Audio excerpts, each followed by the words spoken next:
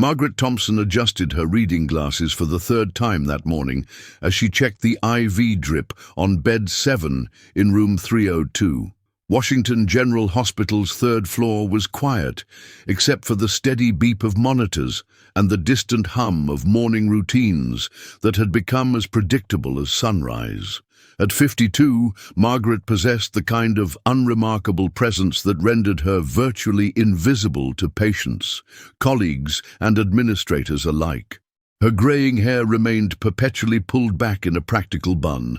Her scrubs bore the permanent wrinkles of someone who prioritized function over appearance, and she moved through sterile corridors with the quiet efficiency of a woman who had long ago accepted being overlooked by everyone around her.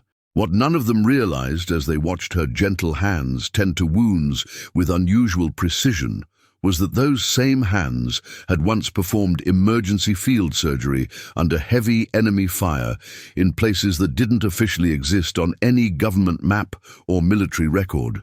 The small scar cutting through her left eyebrow, which she casually dismissed to curious colleagues as a childhood accident involving playground equipment, was actually the result of shrapnel from an improvised explosive device that had detonated 30 meters from her position during a medical evacuation in Fallujah. The way she instinctively ducked and sought cover whenever sudden loud noises echoed through the hospital hallways wasn't merely quirky behavior or an overactive startle response. It was deeply ingrained muscle memory developed through months of dodging incoming mortar rounds, sniper fire, and rocket-propelled grenades in some of the most dangerous combat zones on Earth. Her colleagues interpreted her hypervigilance as professional dedication, not recognizing the 1,000-yard stare that occasionally flickered across her features when she thought nobody was watching, or the way her hands automatically moved to positions that would allow rapid access to medical supplies during emergency situations.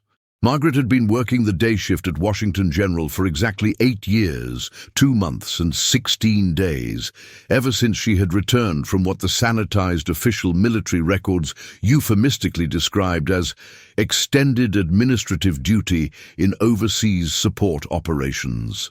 Her immediate supervisor, Linda Martinez, considered Margaret one of the most reliable nurses on staff precisely because she never panicked under pressure, never lost her composure during medical emergencies, and could handle the most challenging patients with an unflappable calm that seemed almost supernatural. The nurses respected her clinical competence while finding her somewhat distant and difficult to connect with on a personal level.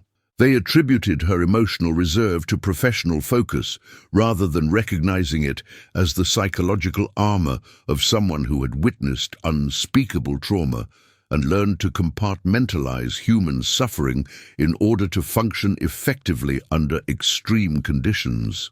What her colleagues didn't understand was that Margaret's careful, methodical approach to civilian medicine had been forged in military field hospitals, where a single diagnostic error or procedural mistake could mean the difference between life and death for critically wounded soldiers, depending entirely on her expertise.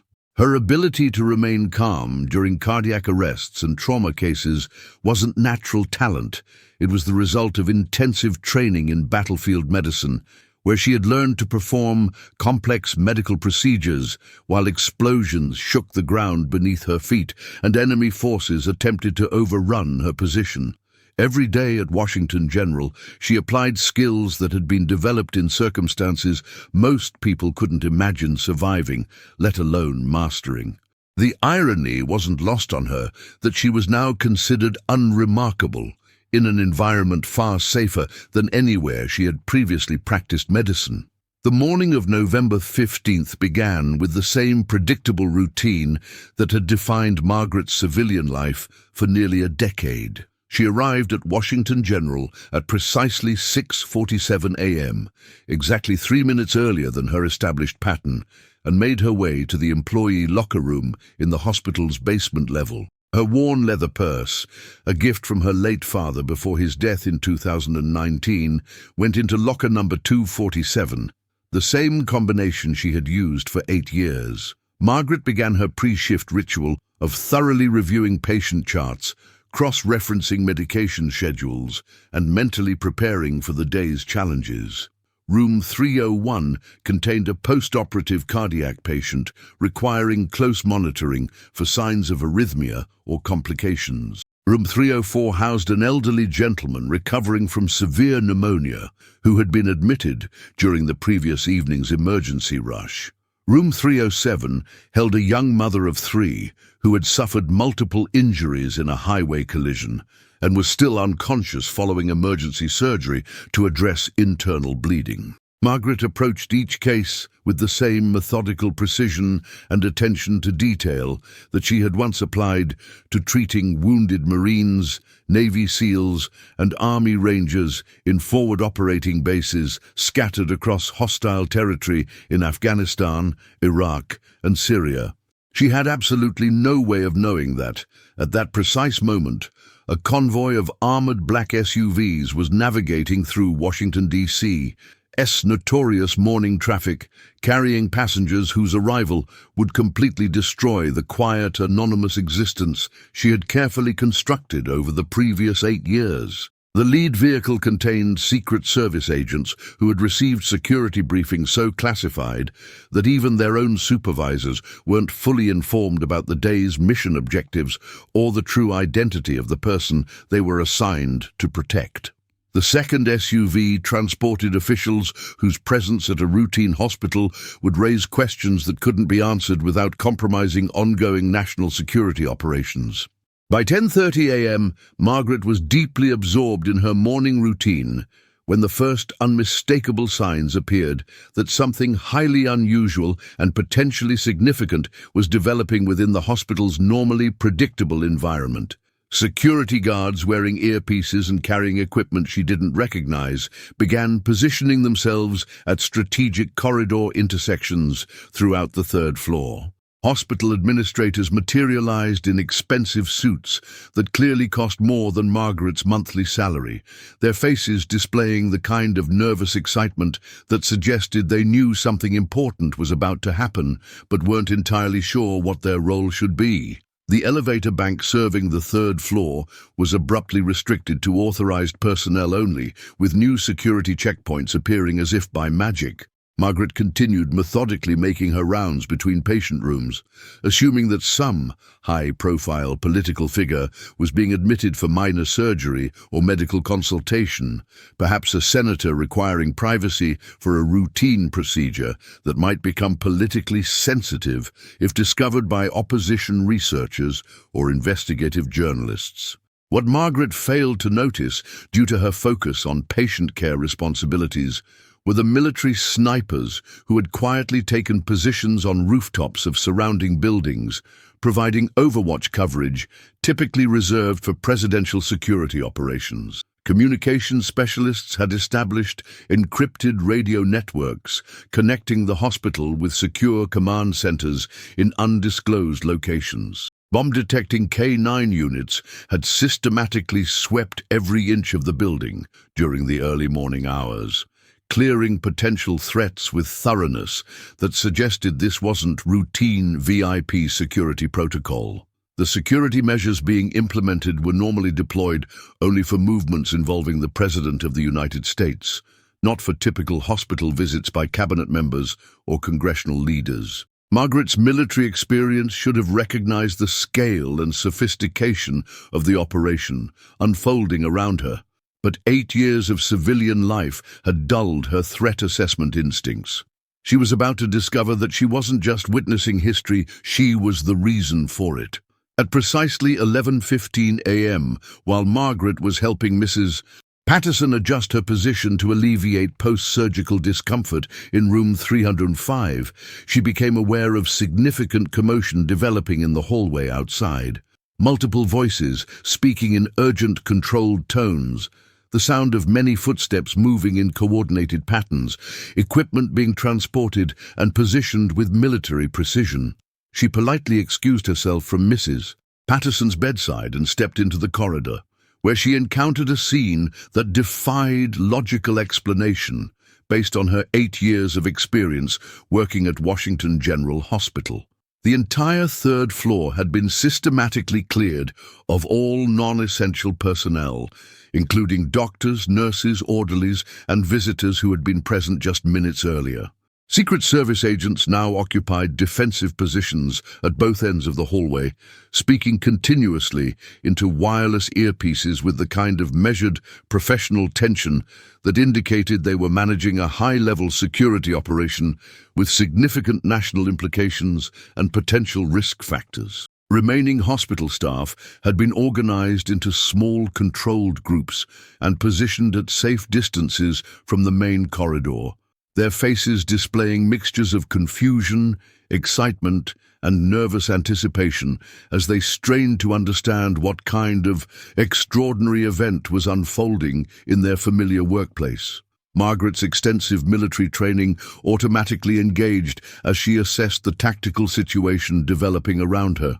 She identified potential threats, mapped available escape routes, calculated distances to cover positions, and positioned herself strategically near a supply closet that could provide adequate protection if the situation deteriorated into active combat. These were deeply ingrained survival instincts that had kept her alive during multiple deployments in hostile territory, responses that she had never completely suppressed, despite 8 years of peaceful civilian medical practice. What troubled her most was her inability to understand why this unprecedented level of federal security would be deployed in a mid-tier hospital ward, where the most dramatic event in recent memory had been a successful emergency appendectomy performed on a local city councilman. Dr. James Harrison, Washington General's Chief of Staff, and a man Margaret had rarely seen outside administrative meetings, appeared around the corner near the nurses' station looking simultaneously flustered and self-important. His normally immaculate appearance showed signs of stress sweat stains under his arms, his tie slightly askew, his usually perfect hair showing evidence of nervous fidgeting. Behind Dr. Harrison walked a group of serious-looking men in identical dark suits, each carrying equipment and maintaining the kind of alert, scanning posture that Margaret immediately recognized from her military service as close protection specialists conducting high-value target escort operations. Following this security detail walked someone Margaret's trained eye recognized, but whose presence in this location made absolutely no logical sense based on any reasonable scenario she could construct. Her breath literally caught in her throat as full recognition dawned, and she realized she was looking directly at the President of the United States, flanked by his personal security detail, walking purposefully down the corridor of her routine hospital ward like something from a surreal dream sequence. Margaret's survival instincts immediately kicked in as she tried to blend invisibly into the wall, employing tactics she had learned for avoiding detection in hostile territory when remaining unnoticed could mean the difference between life and death. The President of the United States wasn't supposed to be here, in this place at this time.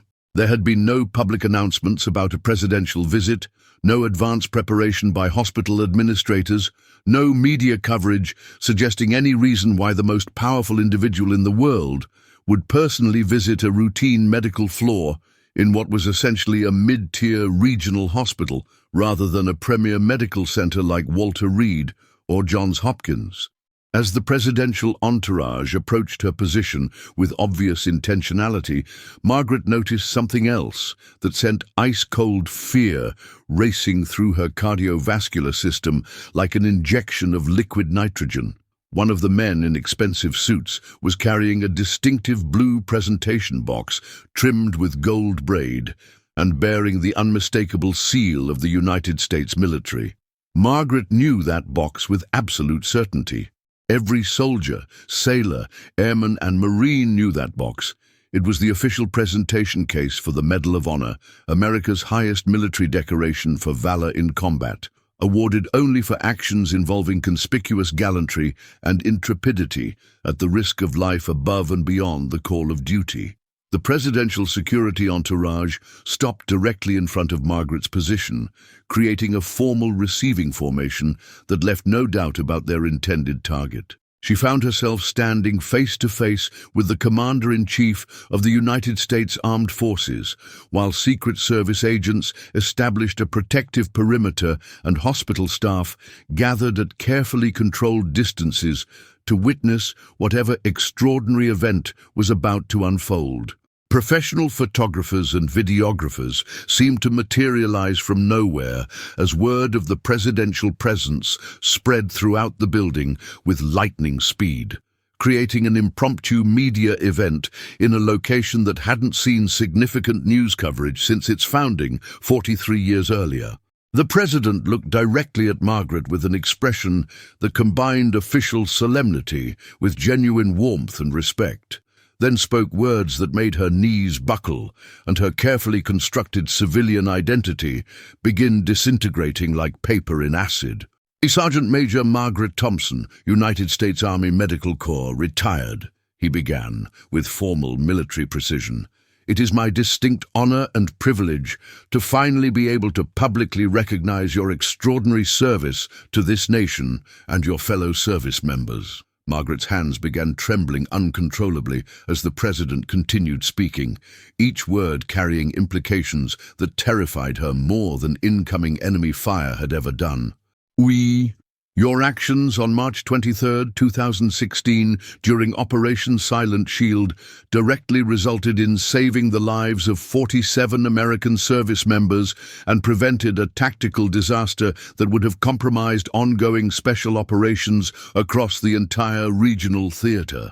The hospital corridor fell into absolute silence, except for the soft mechanical whir of cameras capturing every moment of this unprecedented revelation. Margaret felt 8 years of carefully buried memories, suppressed trauma, and classified experiences come flooding back with vivid, overwhelming intensity. Names and faces she had tried to forget suddenly filled her consciousness. The taste of dust and blood, the sound of helicopters under fire, the weight of responsibility for human lives hanging in the balance while the world exploded around her makeshift operating theater. Operation Silent Shield hadn't just been erased from official records, it had been systematically removed from all documentation, its participants sworn to absolute secrecy under penalty of treason charges, its very existence categorically denied by Pentagon officials at every level of command. Margaret remembered every horrifying detail of that endless night in eastern Syria, when her forward medical unit had been completely overrun by hostile forces, during what intelligence briefings had described as a routine casualty evacuation from a pacified sector. She had been the senior medical officer present when their supposedly secure position was compromised by accurate enemy intelligence, when their satellite communication systems were jammed by sophisticated electronic warfare equipment, when heavily armed enemy fighters began systematically advancing on their location while wounded American soldiers lay helpless and unable to be evacuated to safety. For 18 consecutive hours, Margaret had performed complex emergency surgery procedures using only battery-powered equipment and handheld flashlights, administered critical medications with hands that shook from exhaustion and adrenaline, and made life-or-death medical decisions while enemy bullets systematically shattered the walls of her improvised operating room and mortar rounds detonated close enough to shower her with concrete debris and dust. She had saved 47 lives through a combination of extraordinary medical skill, unbreakable determination, and sheer stubborn refusal to abandon wounded soldiers who depended entirely on her expertise for survival. Margaret had worked without sleep, without adequate supplies, without backup support, and without any guarantee that rescue forces would arrive before enemy fighters overran her position and killed everyone under her medical care. When helicopter-borne quick reaction force units finally reached their location 36 hours later, they found Margaret still performing surgery on the last critically wounded soldier, her uniform soaked with blood from patients she had refused to let die. The official after-action report, classified at levels requiring presidential approval to access, stated that the medical unit had been successfully redeployed to secure facilities with minimal casualties sustained during tactical repositioning. The sanitized truth was that Margaret Thompson had single-handedly prevented a massacre while performing medical miracles under conditions that would have broken most trained combat veterans. But Operation Silent Shield's classification level was so extraordinarily high that even Margaret's own military service record had been systematically altered to remove all evidence of her presence in that theater of operations. Her rank was officially reduced from Sergeant Major to Staff Sergeant.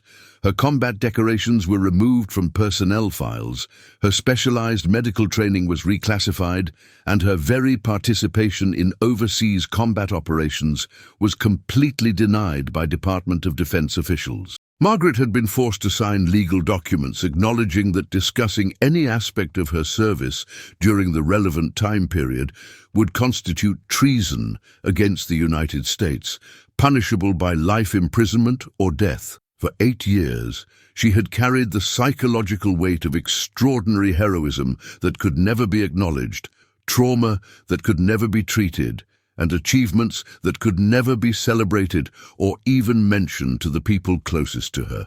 The woman her hospital colleagues saw as a competent but unremarkable nurse was actually one of the most decorated combat medics in American military history. Her true identity buried under layers of classification that made her invisible in plain sight. The President lifted the Medal of Honor from its ceremonial presentation case, the star-shaped decoration reflecting fluorescent hospital lighting like captured sunlight, as cameras documented every moment of this unprecedented ceremony.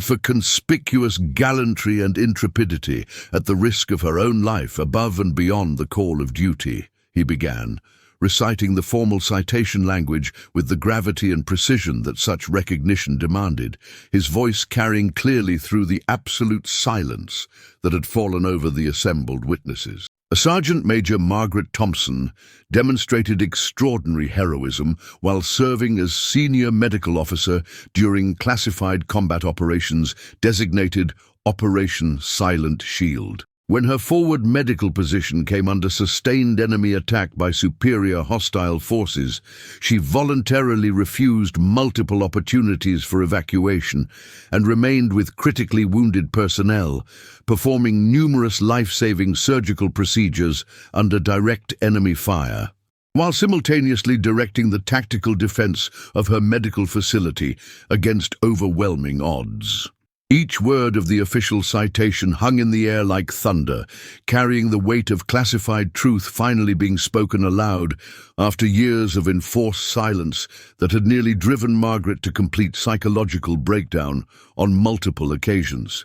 Hospital staff members stared in absolute shock and disbelief at the quiet, unassuming nurse they had worked alongside for years, suddenly seeing her completely transformed from an invisible caregiver into a decorated war hero whose courage under fire had saved dozens of American lives.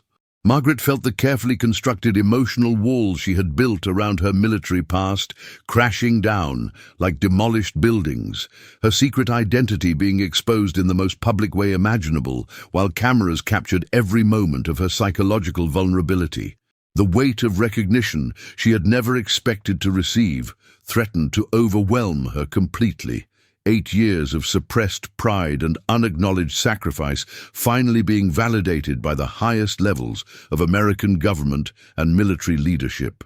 As the President placed the Medal of Honor's blue ribbon around Margaret's neck with ceremonial precision, her mind raced with questions that couldn't possibly be asked in front of cameras, witnesses, and recording equipment that would preserve this moment for historical analysis. Why was this happening now, after 8 years of absolute silence? Why here, in this public setting, rather than in a classified Pentagon ceremony?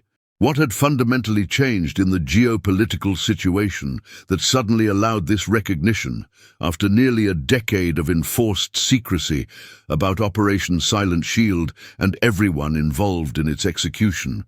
The medal felt impossibly heavy against her chest, its ribbon bearing the red, white and blue colors of American valor that she had never expected to wear again after her service record was officially sanitized. The president leaned close to her ear and whispered something meant only for her to hear, words that would haunt her for the rest of her life. The operation you saved that night is still actively saving American lives today, Sergeant Major.